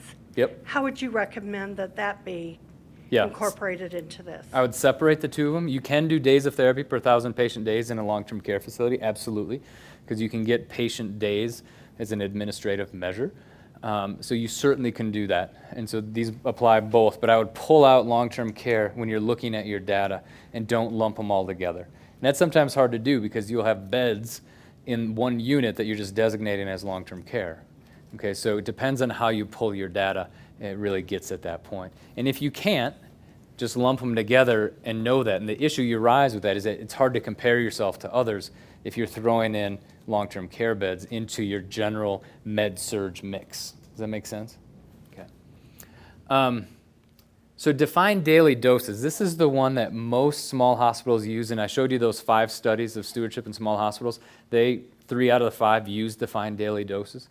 So what a defined daily dose is, the WHO has defined what is the daily dose for each antibiotic, and they base this on a 70-kilo patient. And so the defined daily dose that WHO has come up with ceftriaxone is 2 grams. For cefazolin, it's 3 grams. Daptomycin is 0.280 grams. Meropenem is 2 grams. That's what the WHO says. This is the typical dose given for 1 day for that drug. Okay? So then what you can do is you can turn that into a rate by taking your monthly antibiotic prescribing volume to say, hey, we prescribed 15 or whatever, 4 grams of vancomycin during that month. And you divide it by the defined daily dose, and you get the defined daily dose per 1,000 patient days. Okay? So this is a much more practical rate that you can use in a smaller facility because you can do it at a monthly level, and you can pick out the drugs you want to measure. And so if you want to measure vanc, zosyn, fluoroquinolone, ceftriaxone, maybe your carbapenems, those are 5 drugs. And you can calculate your defined daily dose, and you can measure that monthly going forward. Okay, and so that's a tool you can certainly use. And maybe if all rural 9 hospitals did that, you could all compare yourselves to one another. If you defined, say, hey, this is how we're going to measure antibiotic prescribing. We're going to look at administered doses, not purchased doses, but administered doses. These are the defined daily doses per WHO, and you could set up a standard that you can all share, and you can all learn from each other. So data collection and analysis, if you can monitor adherence to facility-specific treatment recs, this has come up multiple times. So if you can monitor that adherence, it'd be great. Another option is, we didn't talk about antibiotic timeouts, but there's a big push nationally for an antibiotic timeout. Say at 48 hours of antibiotic administration, you, the doc, the pharmacist, the IP says, hey, prescriber, let's hold off a second. Let's review this and make sure that their antibiotics are required. That's a timeout. It takes no intellectual capacity on your standpoint. All you're saying to that provider is like, hey, take a second and think about this. Do we still need antibiotics? Let's review the cultures. Okay, that's an antibiotic timeout. And you can measure whether or not you do that. Okay, that's measurement. Perform medication use evaluations for selected antibiotics. This was getting to the point what Emily was talking about. If you think your zosyn is overused, look at 30 patients that got zosyn, evaluate that medication use, look at the indications for that drug and determine whether or not it was appropriate or not. Then report that data back to your MEC or your P&T. Say, hey, I reviewed the last 30 doses of zosyn in the last 30 patients that received it. 5% of them were appropriate. I'm just making up numbers, but that's powerful data. Okay, that's something you can do at your facility. So cost. This is harder in small hospitals and easier in some regards. In small hospitals, stewardship requires administrative support. That's the same in small and large. You got to have your administration on board. Okay, they make this so much easier if they can be supportive of it. Okay, here's the kicker: is that in large hospitals like Intermountain Medical Center, I need about 2 to 3 full FTE equivalents to do stewardship for our 500-bed hospitals with a solid organ transplant, 6 ICUs, a NICU. I need a lot of people. Okay, so I'm going to them asking them for salaries for 3 people, and typically well-trained pharmacists and physicians. You don't need a full person to do this. That's not enough time. Okay, but you need dedicated time to do this. So you need to be able to go to your administration and say, I need 4 hours a week dedicated to stewardship. Okay, you're not asking for a full position, but you can't just add this on. Okay, if you just add this on to the stuff you already do, it's not going to be sustainable. Okay, so you need to make a plan of whose job is this, who's leading it, what kind of time do they actually get to do it, and if you're asking them to do this, what aren't they doing, and where are you going to put that? And that's the whole issue in smaller facilities, right, is how do you move that stuff around? But unless you have dedicated time for it, what we see is just it doesn't become sustainable. And when that person leaves, your program falls apart. Okay? So it's really important to think about how do I get that time, not a full salaried person, but 4 hours or whatever it might be. The business case is also challenging. Many times in large hospitals, we talk about a reduction in length of stay as being a really driver for the financial impact of this, because if we get somebody out sooner, we can put somebody in that bed, and hopefully that person in that bed is a paying customer. Okay? In small hospitals, when your occupancy rate isn't what it is in large facilities, that kind of breaks down, right? You can't use that same argument. You have a different payment structure when it comes to Medicare and Medicaid than larger facilities do. And so the cost bit gets a little challenging in smaller facilities. But what I can also say is that you're going to have to from a regulatory standpoint. Okay, so we're going to have to figure out a way that you're going to make this work in your facility. Okay, so this is my 3 options. This is okay, great, now what? Thanks, this was really interesting, but what do I actually do? Okay, and so I'm giving you 3 options. This is the just do it approach. There's the mentorship approach, and then there's the full-on outsourcing. I don't want to worry about this, let somebody else do it. Okay, so the just do it approach means you guys figure it out. Okay, you don't get an ID clinician, you don't get an ID pharmacist, and what you do is you look at the multiple toolkits available. You call Emily and I when you need to. You get trained through Coursera, which is a massive online course, SIDP, which is a pharmacy group, MAD-ID. You look at review articles. You look at the review articles that I just showed you, and you figure it out. Okay, that's the just do it approach, and this is what the majority of hospitals are probably doing across the country when they're trying to figure this out. So this is an example program for the just do it approach. You get leadership committed. You get them to sign a letter, and you get them to stand behind it, and you get them to dedicate X amount of time for ideally a pharmacist. You put the ASP part of the P&T committee. That's the most common place that this fits in for Intermountain is through a P&T committee because of the antibiotic approvals and restrictions and such. The pharmacy that's designated goes and gets trained by Coursera. This is a massive online course that has multiple free trainings for stewardship. It's done by Stanford. They've done a really nice job in developing that. And you can go on, it's about 14 to 20 hours, depending on what you pick, and you get trained. Okay? You try to engage a physician champion, and I say try, but you do your best, and that could be a PCP that admits patients, or it can be a family practice doc, or it could be a hospitalist, or it could be a PA. Ideally, somebody who's influential in the prescribing practice of your hospital, and somebody that people look up to. Okay? What's nice about small hospitals, if you engage the right physicians, and sometimes it only takes engaging 1 or 2, you can dramatically change your antibiotic prescribing. And we've seen this. The reason we've had big reductions in some facilities is that we were able to engage 4 out of the 6 physicians, and they all bought into this, and they changed their antibiotic prescribing. It's a heck of a lot easier than what Emily and I are trying to convince transplant surgeons to do. So you stand at a bit of an advantage to see that needle move a little bit more. You develop guidelines for CAP and UTI.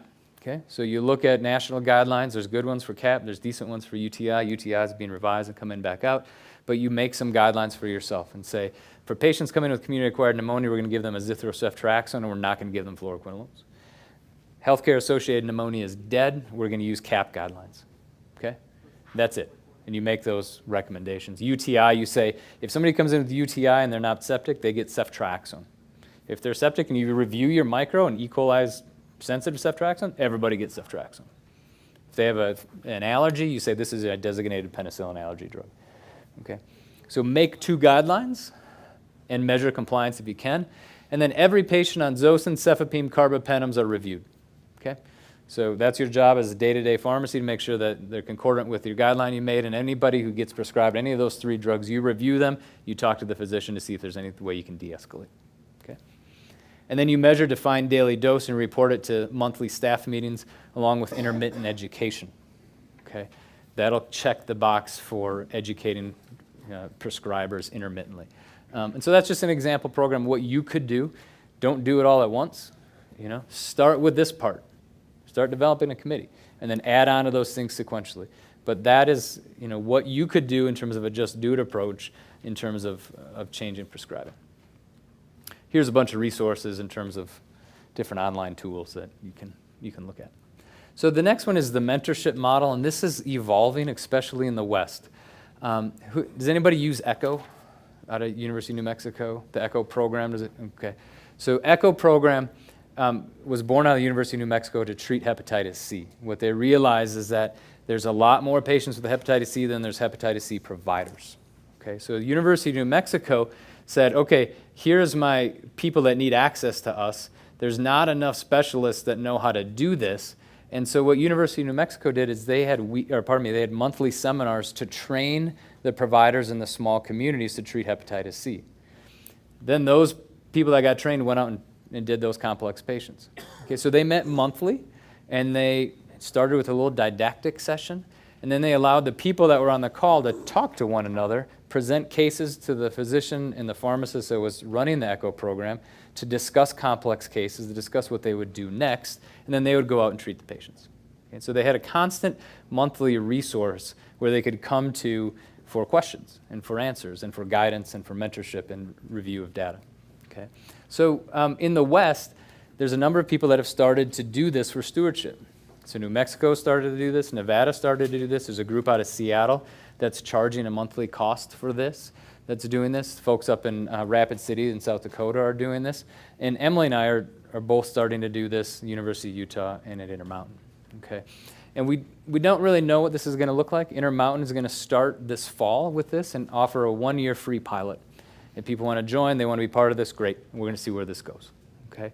But what these services do is it provides direction, especially with data review. You can say, hey, I got my defined daily doses. Can you help me interpret that? Sure, let's look at that. It would allow you all to converse with the small hospitals at Intermountain to say, hey, this was my problem. How did you overcome it? Okay?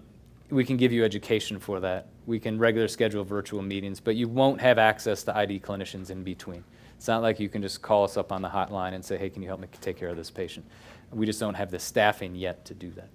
But that's another model to say, hey, I'm just going to reach out and engage some providers like Emily and I that do this. We sleep and eat and breathe this, and ask us. The next one is outsourcing. This is the Cadillac model, or I guess now it's the Tesla model.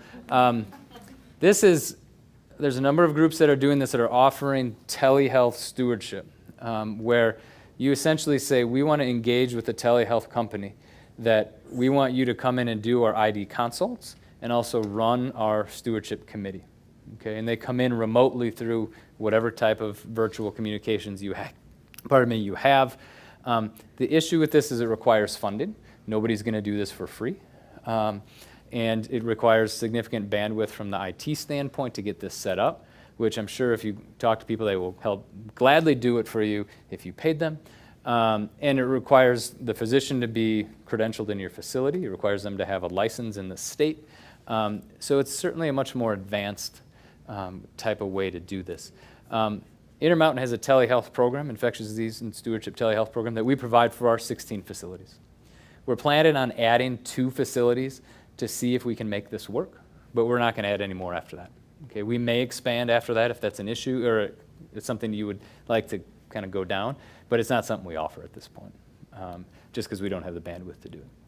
This is our telehealth program that we were able to hire 2 physicians, a pharmacist, a data analyst, a nurse ops person, and we do this for our Intermountain hospitals.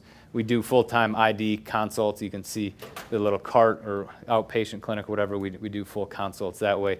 And we also do stewardship support where we're a member of the team, but we don't lead the team. Every hospital still has to have a physician and a pharmacy champion. We're there to help interpret data. We come to their meetings remotely typically, and we provide them with central resources in terms of data and education and care process models. Okay, that's what we're able to do for our smaller facilities. I think the biggest point is the point that Emily said, is that if we're going to have an impact on the national crisis of antibiotic resistance, we all have to be involved. We can't have it be just something that the large academic medical centers are doing. We all have to be involved in this because it's going to impact you all personally. It's going to impact your patients, and it's going to impact us. Okay, so this is something we all have to be committed to, not just in the state of Utah, but across the U.S. Start a program, do something, get creative. You've been here, you now have the tools to actually get out and do something. You're going to have to be creative in small hospitals. There's no doubt about it. I've seen hospitals that a nurse has just educated, in this case herself, in terms of antibiotic prescribing. She carried around a Sanford guide, the antibiotic guide, the little books that people used to have, and she would look at every patient, look up what they said, look up what was in the Sanford guide, and she would make recommendations based on that. They impacted antibiotic prescribing. Okay, that's getting creative. That's just saying, let's just figure this out, find somebody who's willing to do it and engage and just do it. Okay, start small and measure something. So just start. Try to find something to measure, whether it's adherence or days of therapy or defined daily doses or an antibiotic timeout. Measure something and start. And when you get stuck, reach out for help. we'd be happy to help you with this. We've both mentored small hospitals through this process, and just send us an email, and we'd be happy to help out and say, hey, think about this or that, and kind of get you over the hump in terms of thinking about this. And that's it. That's my email, so if you have questions.